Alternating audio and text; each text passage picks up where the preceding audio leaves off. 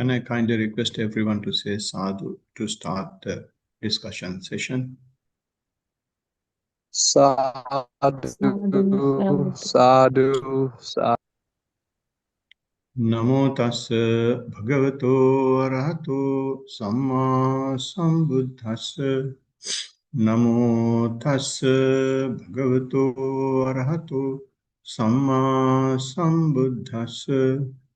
Namo tassa bhagavato arahato samma sambuddhassa.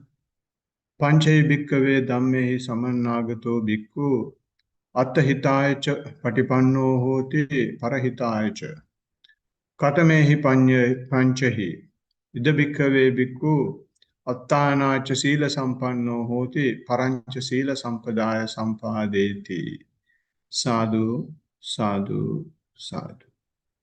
So before I start on the talk, let me just give you the English translation of this particular verse I just took. It says, bhikkhus possessing 5 qualities.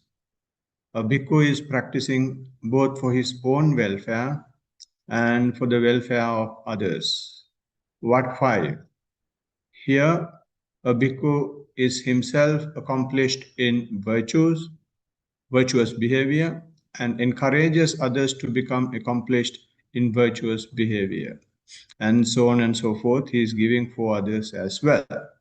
So this is the verse that Buddha is stating in one of the suttas in numerical discourses. So it is in the books of 5. There is a section called powers, and under powers there are 4 welfare suttas, and one of the suttas is, I think the last one, is the welfare of the self and others. There are 3 other suttas discussing the same thing, but there the welfare is either only for himself, or welfare of others, or welfare of neither himself nor others. And in this particular one, it is the welfare of the self as well as others. So therefore, it is the same 5 factors, but the direction of the 5 factors are different in the 4 discourses. So I have selected this one for today's talk, so which we usually do on every Tuesday. So we are meeting, we met last, I think the week before last, in Brisbane. So I'm in Sri Lanka now. And today is 3rd June, where we start a new sutta. The name of the sutta is Parahita Sutta. Parahita means, Atta means self, Para means others, Hita means welfare. So welfare of self and others. So that is the name of the discourse. So the other 4 factors that are discussed in this sutta are concentration, wisdom, liberation, and knowledge and vision of liberation. So it is very clear now. Buddha is giving in this particular discourse, again in a different way, how the liberation can be achieved, and what sort of proof, what sort of verifications of the liberations can be done. So this is what Buddha is doing. This is what he is teaching in almost all the discourses, except for few, where he is clearing doubts of other people and giving specific instructions. So his general teaching is, as we know, Sila Samadhi Panya. In other words, virtue, concentration, and the wisdom. So here he is taking the same thing, but he is packing it in 5 different sections. So in this discourse, we are going to, the Buddha is addressing bhikkhu. So therefore, some people might think this sutta may not be applicable for us because it is not addressed to lay people, or it is not addressed to us. It is addressed to only bhikkhus. So as soon as we hear the term bhikkhu, the impression that we get is a bald-headed guy in saffron robes. I mean, that is just the image. But so far as the teaching is concerned, the bhikkhu is having a much broader definition, much broader inclusion. So in that inclusion, there are places where Buddha says, rather the Buddha in pure path of purification or path to purification, now, they are mentioning that one who has sensed or seen the danger in the perpetual existence and embraced the teaching of the Buddha is a bhikkhu, right? So it is not necessary for someone to wear the saffron robe and shave the head and go to a temple or go to a jungle. But if there is someone who has seen that this perpetual existence is a continuation of suffering, that we are burning the candle from both the sides, so therefore there should have a way out of this, and I should try my level best to search for it. And then he embraces the teaching of the Buddha. So there are a lot of people who have seen the danger in the perpetual existence, or if not the perpetual existence, there are people who realizes that living is suffering. Living is, although there is some satisfaction in living, but at the same time, to get that satisfaction, we will have to undergo tremendous pain. So when you see that, and then there are people who are looking for alternatives. When you look for alternatives, so most of the spiritual people or spiritual denominations are based on this. They are not just out of the blue. They have emerged because they have seen that there should have an alternative to the sensual pleasures. There should have an alternative just to, instead of getting bogged down in sensual pleasures, there should have some other way. So although they have sensed that, but they have not really got the teaching of the Buddha, they have gone into various other assumptions and being consumed by perpetual existence in a different form of suffering. And they give their liberation to somebody else and then keep praying and begging for liberation from them. Whereas the Buddha says, your liberation is in your own hand. Attadipa Attasarano. Right? You will have to make yourself the island of refuge. And there is nobody else who is going to come and help you. But of course, the Buddha will be able to point you the direction, show you the direction, and it's up to you to practice. So therefore, if there is someone who has embraced the teaching of the Buddha, then he is a bhikkhu, not others. And maybe people are calling others bhikkhus as well. But strictly in our teaching, in Buddha's teaching, he must have embraced the teaching of the Buddha. Otherwise, there is no alternative challenge in any of the other denominations for the perpetual existence. And that is one definition of bhikkhu. And the other definition of the bhikkhu is when we worship Sangha, we say the Sangha of the Blessed One. Blessed One's disciples has entered on the good way, has entered on the straight way, has entered on the right path, has entered on the proper way, and those are the qualities that we mention about the Sangha or the great community of monks. And then it says, that is to say, the 4 pairs of men. I mean, although it uses the word men, it includes 4 pairs of human beings and the 8 types of persons. So what is this 4? And dividing or separating 4 pairs based on the stages of liberation, based on the stages of enlightenment. So the first stage of enlightenment is stream winner, and the second is once returner, non-returner, and the arahant. So those are the 4 stages. So for these 4 stages, they are including pairs in this manner.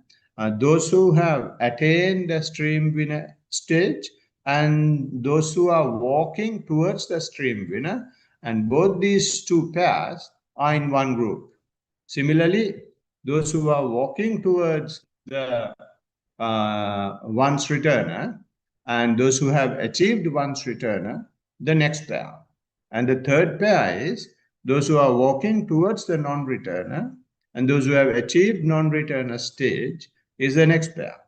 And the last pair is those who are walking towards the final liberation and those who have achieved final liberation.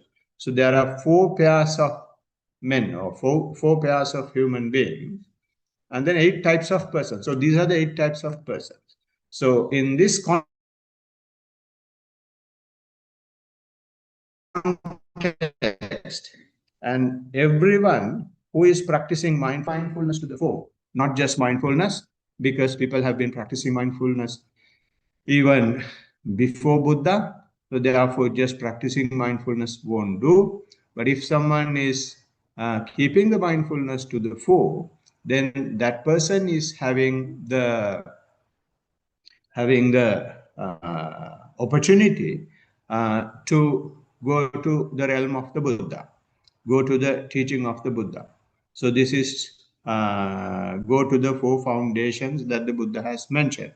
So why I'm saying that keeping the mindfulness to the fore is the way to go to the 4 foundations of mindfulness is because no matter what happens, you will simply keep observing.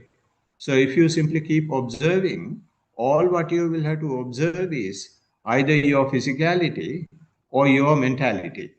So the mentality is basically divided into the 3 anupassanas, 3 observations. The 3 observations are observations of the feelings, observations of the mind, observations of the mental process, which we call phenomena or the Dhammanupassana.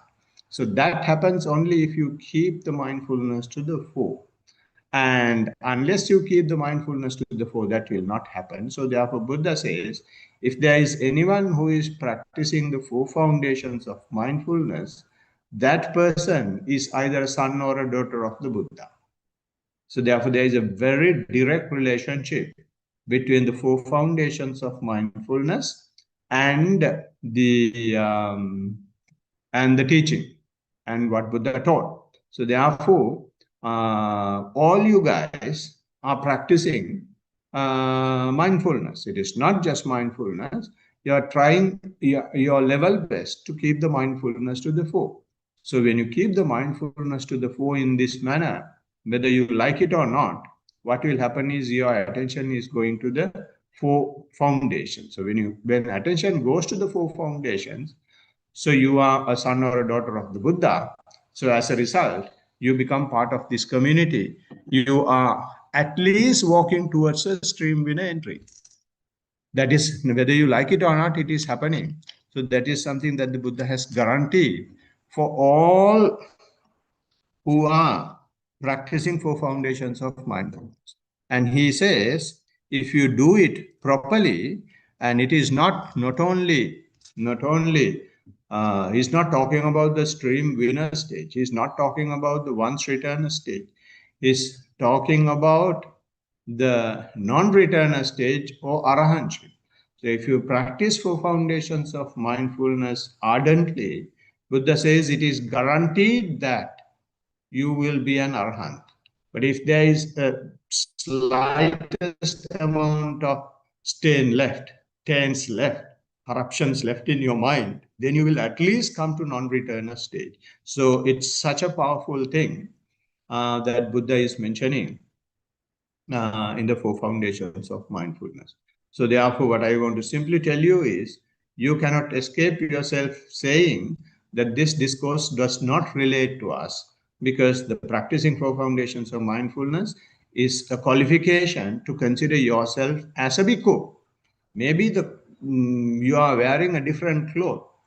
Maybe you have a hairstyle on your head. Doesn't matter. That is not the deciding criteria for the identification of a bhikkhu or otherwise. The deciding criteria is what you practice. So therefore, on this basis, a lot of people who have shaved head and wearing saffron robes, you can ask the question yourself whether they are bhikkhus. So I leave it to you. I'm not going to comment on that. And then he says, we are talking about the welfare. And when we say welfare, and all what we do for welfare is, if you take our present day society, for welfare, there should have welfare payments. There should have welfare department. Education should be based on welfare, or free education should be there, and free health should be there. Free that should be there, free this should be there, and then that becomes welfare. That is also welfare. But Buddha's welfare is much deeper. Buddha is not talking about welfare based on the education and the health and things like that. Buddha is not trying to promote welfare of other people by giving grants and loans and giving food and things like that. Buddha's welfare is completely different. And today, for welfare, what we have is our not only governments, even the banks, even the big multinational companies, they are saying that they are doing a lot of things for our benefit. And when you see their advertisements, there is nothing that is against welfare is being done. But in reality, what happens is they mention that it is for our benefit, but end of the day, our neck has been squeezed in such a way that we will not be able to come out. So I'm not going to explain those things very much in detail. You know better than me. And when you take the pharmaceutical industry, which should have been doing the welfare of the society, welfare of the living being, what they do is, by selling one tablet, they make the market for 2 other tablets. So in that manner, it's like a dragon swallowing everybody and burning every corner of the society. But they appear as the saviors of the society, and they appear to be doing the best welfare for the society. But instead, what they do is, they are making their fat bellies bigger and bigger. Unless we really see what real welfare is, we will be going behind these people and taking so many tablets and asking things free of charge, and we will looking for some other welfare. And therefore, the Buddha says, people are entangled in the entanglement itself. What it says is, anto jata bahi jata. Entanglement is within, entanglement is outside. So because of our internal entanglement, we are naturally get involved or get caught up in the entanglement outside. So we won't be able to see how we can get unentangled. We can't find at least where the knot has started. It is such a complex mess it has become. So therefore, we have these saffron robes, we have these temples, we have spiritual organizations to provide some sort of welfare for the people who are really looking for it. But it has become an unfortunate situation once again. In the temple, again, what they say is, if you give me something, I will take you to the next divine realm. That is the contract they have accepted. They are not. They are not talking about sila and promoting others to be virtuous. And they are saying, if you give me this, I will give you that. So it's a contract. And some people very directly say, this is a contract between lay people and monks. So we are serving you. So pay us, give us money. So it has gone to such bad state in the present day.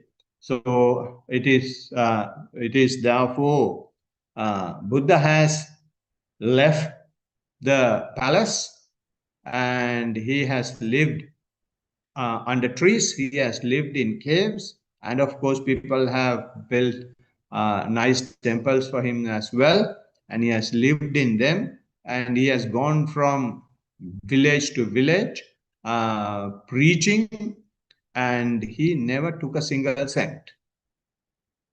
But today, if you call a monk, there are some monks, you will have to give him so much to come and preach. You will have to send him this particular type of a car to come to the place. You will have to use that particular sound system, which is specified by him. And there are so many regulations.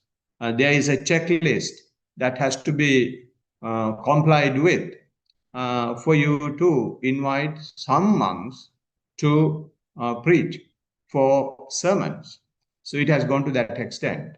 So it is therefore a question that whether the bhikkhus are providing welfare for the society or it's going the other way around. And also in the temple, especially in Sri Lanka, they are having all these poems for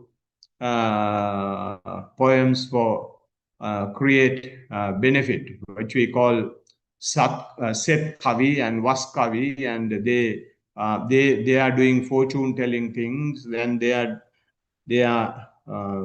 giving medications to people and wearing the robe. This is what they do, and they are not doing what is supposed to be doing. And they are in the temples. There are so many types of offerings. So many types of offerings, not only flowers, not only incense sticks, not only medicine, you name it. There are so many types of offerings they have created, and people are going behind them. And what they say is, without these things, people are not coming to Buddhism. What happens is, it is not that people are not coming for Buddhism. When people come, they don't know anything else to be mentioned, anything else to be told, because they haven't practiced. So one who practices says that offerings is not what Buddha mentioned, that it is like, a sand castle. It's like a game of a child. When the children goes to the beach, they make sand castles and they protect it so much. But when they go home, they know that the water will come, the wave will come, and they take the castle away. So it's like that. These pujas, these offerings are just child's play only. And it has got nothing to do with Buddha's teaching. Buddha has mentioned that offering should be there, but that is the very beginning. Buddha said, this is only for lay people. And he says, these type of things are sasava punyabhagya upadivepaka. Sasava means it will not eradicate your mental corruptions. It will be there. Sasava punya bhagya. They will be creating merit only. They will not be creating a skill. It will not be creating the ability or the potential to go out of the samsara. Sasava punya bhagya upadivepaka. They are just causes for another birth. And he said, if you do these offerings, this is what happens. But if you want to go beyond that, Buddha says, there are Arya, Anasava, Magganga. Arya means there is much greater path.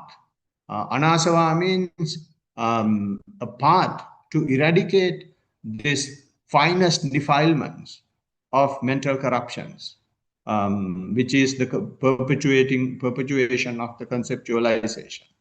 And then Magganga means it will generate, that particular path will generate a new path to eradicate the cycle of birth and death. So there are two types Buddha has mentioned. Buddha has said the second path is the greatest path which I am teaching.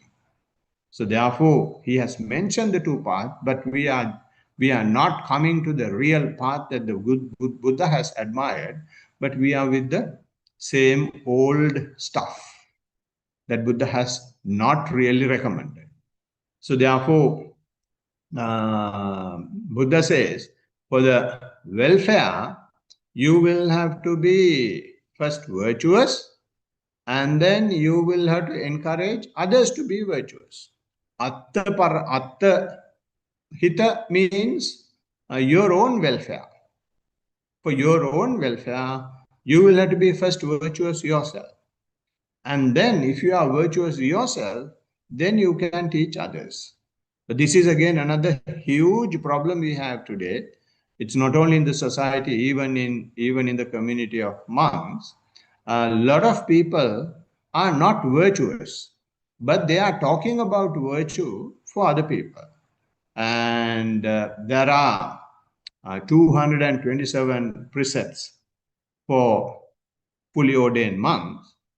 And you very well know how many of them are being observed by the monks today. And for various reasons, they say they are not possible to be done in the current world. It is utter misguidance by them, because since they don't want to do it, they say they are not possible. But Buddha has not mentioned anything whether it is possible or not. What Buddha has simply said is, these are the things that will help you to get to your own welfare, your own benefit.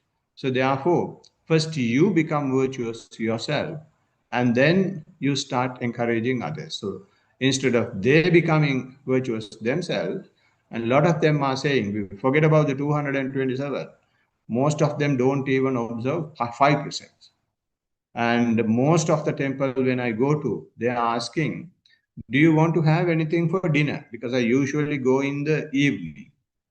And most of them are offering dinner, because they can't believe that people are living without dinner even today. And there's one temple in one of the countries when I went. He was alarmed. He was having about 10, 12 vasa.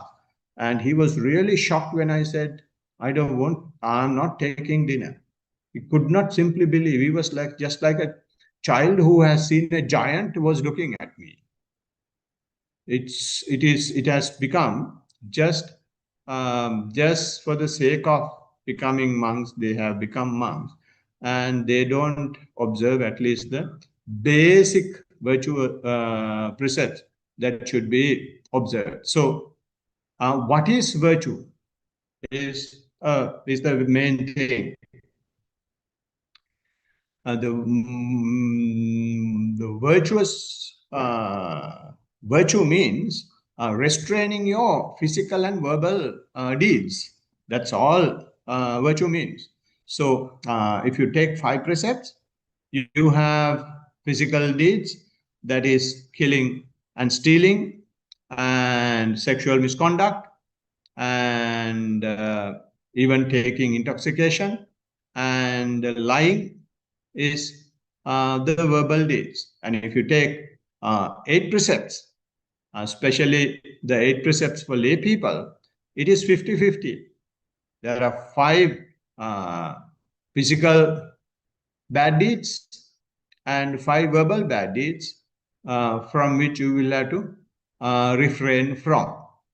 And when it goes to 8 precepts on that we observe on Poya days, again you have more physical deeds and less verbal deeds. So whether it's more or less doesn't matter. Restraining your physical and verbal deeds are called virtuous behavior, and it is comparatively easy to restrain your physical process or physical deeds. But when it comes to verbal deeds, it is very difficult.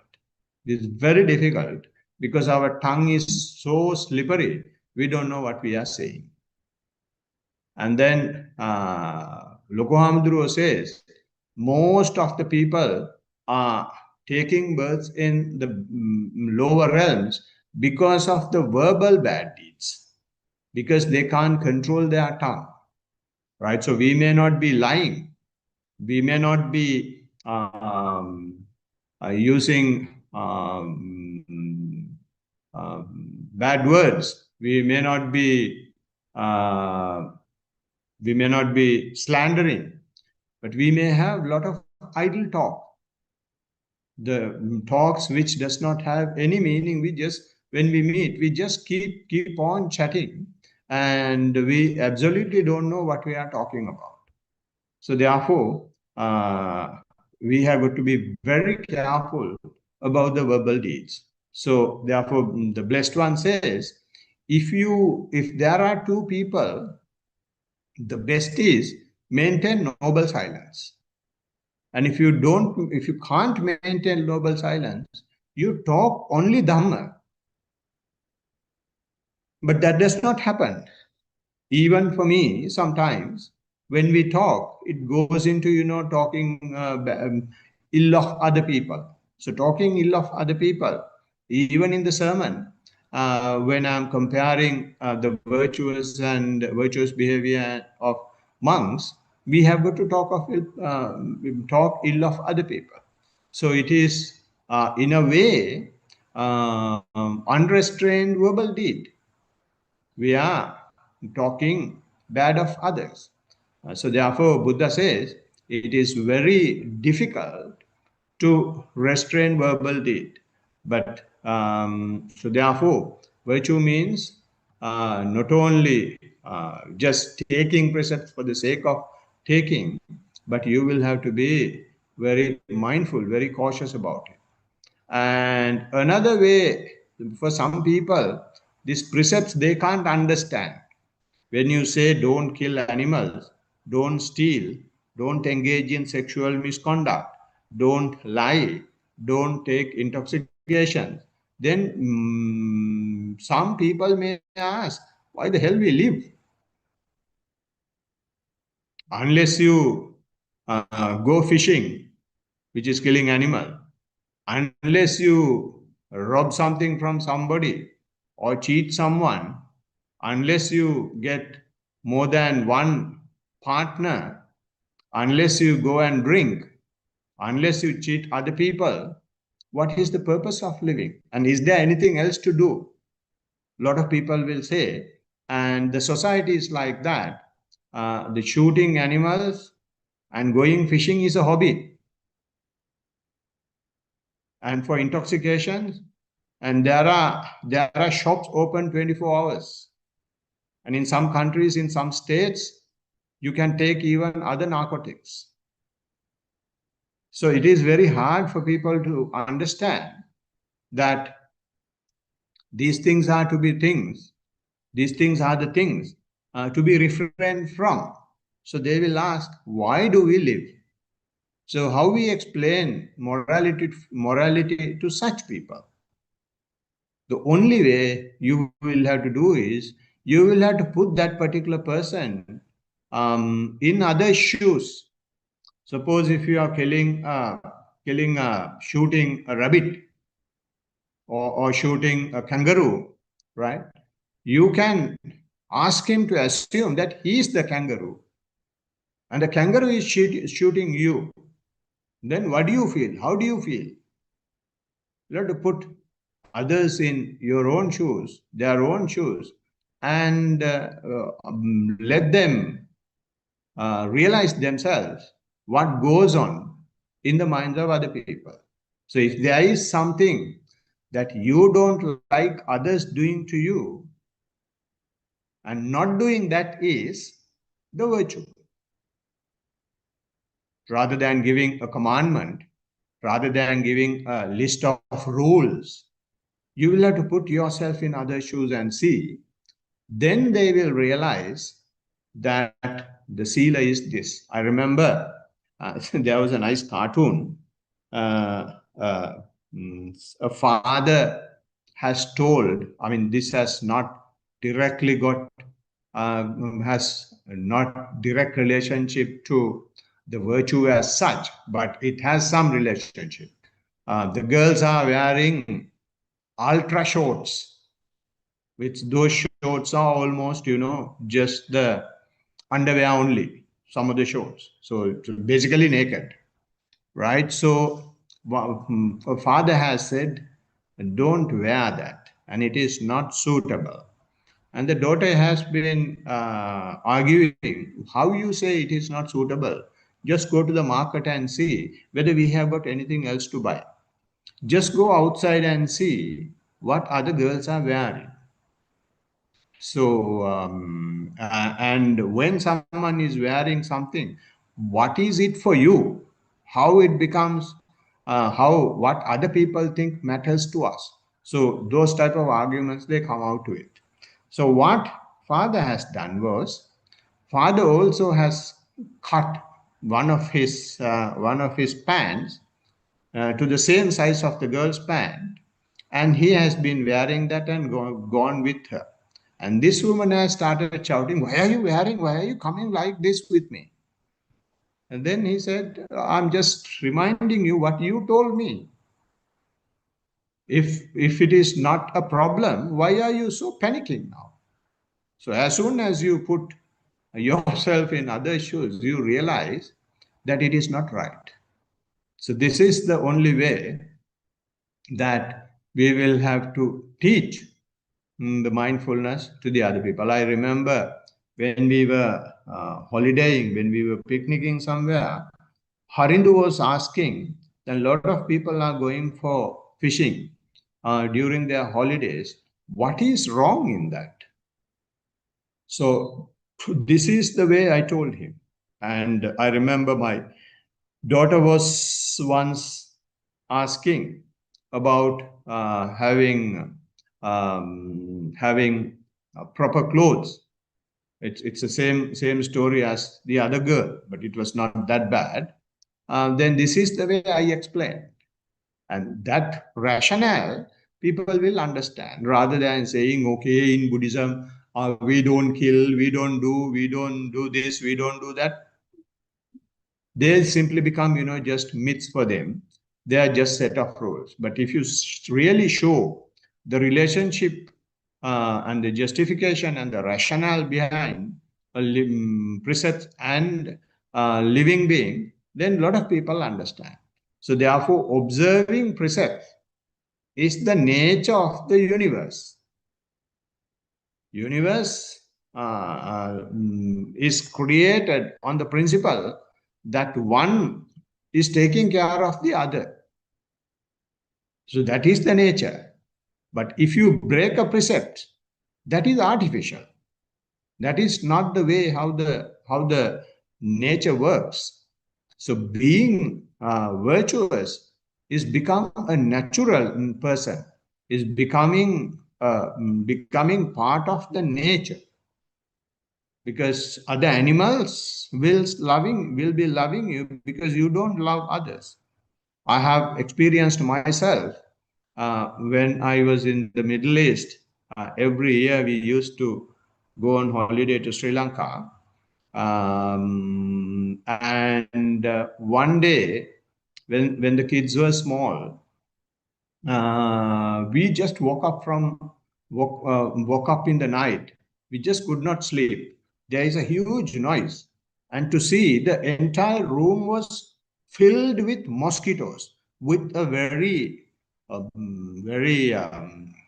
terrifying hum sound. And then none of the mosquitoes landed on us, either myself or my then wife. But they were biting the kids. So we didn't kill any of the mosquitoes, and we covered them with nets. The reason why they did not land on us, either our blood were not suitable for them, or they did not have that attraction. They did not have the attraction to us. Maybe because we were to some extent virtuous. So I directly can't say it is because of our virtue, but none of the mosquitoes. It was hundreds and thousands of mosquitoes, and none landed on us. So there are few examples like that. So in this manner, we can understand what virtue is. So, when you become a monk, there are 227 precepts that you have got to adhere to. And if you become a nun, there are 311 precepts that you have got to adhere to. So people may think it is very difficult. It is not difficult. It is difficult if you don't know verbal and physical restrainment. If you know your verbal and physical restrainment, and these are not difficult. And then the other question that a lot of people, especially in the Western world, ask is, why do we need virtuous behavior? Why do we need virtuous behavior is because it's the basic societal discipline. Any society is having some accepted norms. So in the accepted norms, any society is having a punishment for killing, is having a punishment for stealing, is having a punishment for sexual misconduct, is having a punishment for cheating and lying, and is having a punishment for drink driving and things like that. So they are basically accepted things in the society. But the very same society cannot have the real combination, the equilibrium of this. So Buddha very clearly said, if something is bad, there is no equilibrium of it. Bad is bad. So therefore he says, there are transgressional things, transgressional defilements. And if you don't transgress those defilements, then you will be able to eradicate those defilements. So for the eradication of transgressional defilement, we will have to observe precepts. And then you will be living with the normal guidelines, normal ethical norms of the society. So when you do that, you will be a free person. You will be living without any fear, because when you don't kill, your other animals are not afraid of you, and they are free from fear. And when you don't steal, others are free from fear of the fact that you will be stealing. And the similarly, sexual misconduct. your friends and relatives and the people in the society will not be afraid to leave the opposite sex with you, because they will not have any harm. And similarly, they know that you are not lying. So therefore, there is no fear that they will be cheating you. So you are giving freedom to other people. So therefore, you also will get the same freedom. You also will be free from fear. So fear of the first fear to someone who is breaking precepts, who is violating precepts, will be fear of self-hate. If you do something bad, there is nobody else that is blaming you, that is cursing you. You yourself internally will be in hell. Outside, you will be showing that you are a cool person, but internally, you will be blaming yourself, and the self-hate will be there, because you will have to generate negativity to do any negative action, any negative physical or verbal action. So when you generate negativities, it naturally happens. The negativity only remains with us, remains with the person who is doing it, and therefore self-hate is inevitable. Similarly, others will blame you. When you break precepts, they know he's a murderer, he's a killer. They have separate names to identify the person who is doing it. And he's a cheater, and he's a womanizer, and he's a boozer, right? So he's a robber, like that. He's breaking banks. He's a bank robber, and he's a rail robber, like that. You will be have a lot of adjectives from other people when you do bad deeds. So therefore, it is when you observe precepts, you will have the freedom from blame as well. You have no fear that other people will blame. So similarly, fear of punishment. And if you break any precept, punishment from the government, punishment from the king, punishment from sometimes the society itself will be there, right? But if you don't break any precept, you have no fear of punishment. Even if someone do it with um, fabricated reasons, you have the opportunity to come out. And the next one is fear of being born in lower realms. If you break precepts and if you continuously do that, if you don't do any good deeds at all, then you have the fear of being born in the lower realms. So therefore, of these, you will be free from of these four fears. And the best one, the best freedom that you will have of these four fears is the self-hate. And if you don't break precepts, because blaming from other people, you may avoid punishment by bribing, or by because of your contacts, or by hiding evidence. You may be able to avoid punishment as well. And being born in the lower realms, we don't know, that happens after the birth. But self-hate is something that cannot be avoided at all if you break any precepts. So therefore, when you observe precepts, you will be free from all these fears. So observation of the precepts in this manner is very important, and will be a justification for someone to be moral. But from the perspective of the spiritual development, it has another reason, which is the this observation, or rather being virtuous is the foundation of the right concentration. You will have the right concentration only if you have the proper sila. If you become a proper virtuous person. If you are killing and if you are doing all sorts of nasty things, and there is no attempt at least to take a U-turn, then it will close your eyes and sit in a place, because you will be cursing yourself most.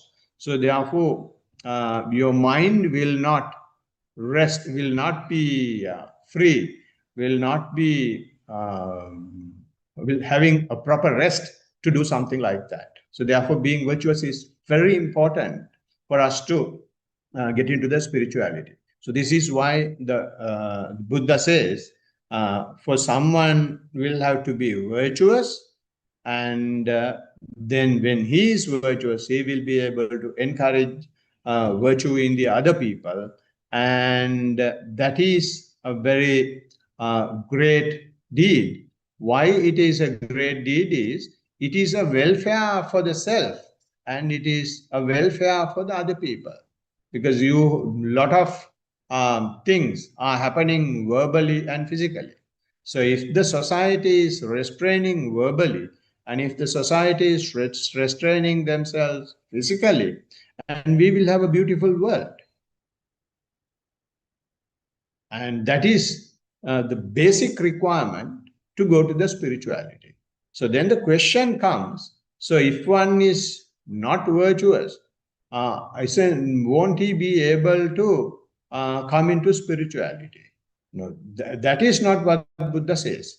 Buddha is not here to condemn those who are not virtuous. Buddha is here to give them a hand. Buddha is not stoning the sinner. Buddha is in this world to tell all the people, irrespective of whether they are virtuous or otherwise, that there is a way out. So if you want to walk on the path, then when you get on the path, at the entry level, we don't see whether you are a virtuous person or not. Only thing Buddha sees is whether you are a human being, whether you are willing to listen to, whether you are able to grasp, whether you are ready to practice. Then no matter what you do, then he will be able to gradually introduce first virtue in many different ways, either as a precept or as a change in the attitude, mainly change in the attitude, and then he will create a new birth for that person. So this is why Chanda Asoka became Dharma Ashoka. You know, Chanda Asoka was I think, one of the kings in India who rejuvenated the Buddhism.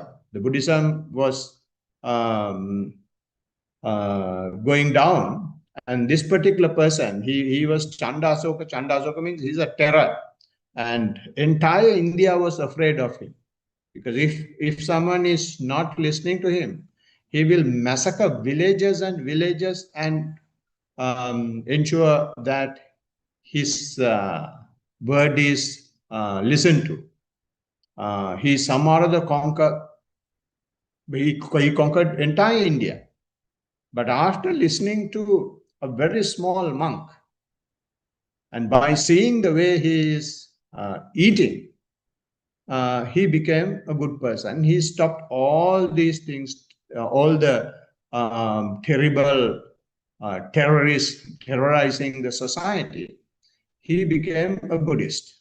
And after he became a Buddhist, and he did so much to the Buddhism, and even today, India's emblem is that Dhamma wheel. India's emblem is Dhamma wheel. So that is the power of Buddha. So Buddha is not condemning those who are doing bad things or have been doing bad things. Buddha will simply see whether this person is ready to listen to me. If that person is ready to listen, Buddha is definitely having the perfect medication for any terror, for any terrorist, for any murderer, for any robber, for any womanizer, for any boozer, for any cheater. So therefore, don't worry about what you are doing. Don't worry about your past. We are human beings, and the Buddha has given us, Buddha has empowered us to empower humanity. So that skill, that ability is within us. So we will have to take that ability out. So how to take that ability out? We will have to leave it to the next session. Hope this talk has given you some consolation that you have the ability. Forget about what has happened in the past. Forget about what you are doing even now. We have the light at the end of the tunnel. May it be so. Blessings of the Triple Gem. Sadhu, sadhu. Teruan saranai, Bhante. Sadhu, Teruvan sadhu, sadhu. Saranai. Teruvan Saranai. Okay. Any points to discuss? It looks, Tanuka, are you going to talk? Yes, I just want to say that was a great talk. Yeah, very relatable. I think in my case, I always struggled like in the dealing with the guilt of being a bad person sometimes, especially after things that happened in the last couple of years. So Yeah. a lot of like guilt and resentment has been in my head, like, and you know, especially in the last couple of years, like falling into like a wrong path and like dealing with like negative thoughts and negative habits and like, you know, putting my family through a very hard time. I kind of like dealt with like a lot of resentment. So that the emotions of like regret and stuff still like sits in the back of my head. So I think that talk kind of helped like a lot to like deal with that emotion. Yeah. You have come a long way with mindfulness. So when those emotions come, so they are just trying to, you know, give you the hangover of the past. Just be mindful of that as well. So don't if you are resentful, just accept that you are resentful, that you are worrying about it, and that's all we can do. Then you will not create more negativity on the residue of the negativity. This is a residue that is left. So if you become, you know, more worried about it, it will, you know, gathering the momentum. So if you become simply aware of it, it will not have the ability to gather the momentum. Even that will be fade away. It will be there, but you will not be identifying yourself with it. Good. Teruvan Saranai.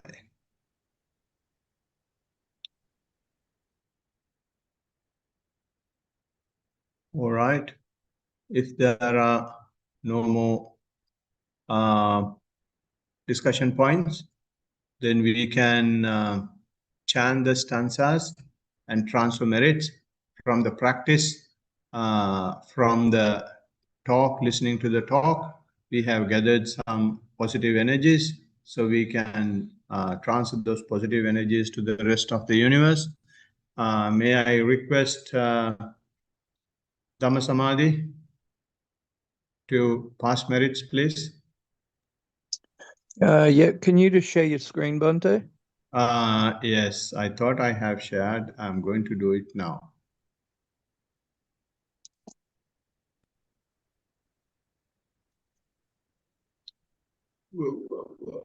Where is that?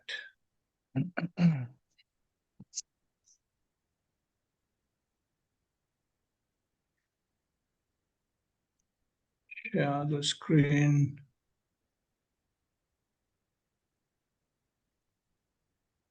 I'll see if I've got it in my drawer. No, it is here. My screen is playing now. Okay, can you see it now? Yeah. Okay. You can try Pali if you want. I'm learning so much different Pali at the moment. I'll give it a miss today, Bhante. May all Davids share this merit which we have thus accumulated for the acquisitions of all kinds of happiness and prosperity. May all other beings share this merit which we have thus accumulated for the acquisition of all kinds of happiness and prosperity. May all beings share this merit which we have thus accumulated for the acquisition of all kinds of happiness and prosperity. May all beings inhabiting space and earth, devas and nagas of mighty power, having shared this merit, long protect the dispensation. May all beings inhabiting space and earth, devas and nagas of mighty power, having shared this merit, long protect the teaching. May all beings inhabiting space and earth, devas and nagas of mighty power, having shared this merit, long protect me and others. If by deed, speech, or thought heedlessly I have done any wrong, forgive, O Master, O Victor, greatly wise. If by deed, speech, or thought heedlessly I have done any wrong, forgive, O Dharma, to be seen here and now, timeless. If by deed, speech, or thought heedlessly I have done any wrong, forgive, O Sangha, practice well, the incomparable. Let this merit accrue to our departed relatives, and may they be happy. Let this merit accrue to our departed relatives, and may they be happy. Let this merit accrue to our departed relatives, and may they be happy. By the grace of this merit that I have acquired, may I never follow the foolish, but only the wise up to the time I attain Nibbana. By the grace of this merit that I have acquired, may I never follow the foolish, but only the wise up to the time I attain Nibbana. By the grace of this merit that I have acquired, may I never follow the foolish, but only the wise up to the time I attain Nibbana. Sadhu, Sadhu, sadhu, sadhu, sadhu. Sadhu. All right. Everyone, sarana, everybody. See you next time. Everyone, Everyone sadhu, say sadhu. Bhante. Everyone, saranai.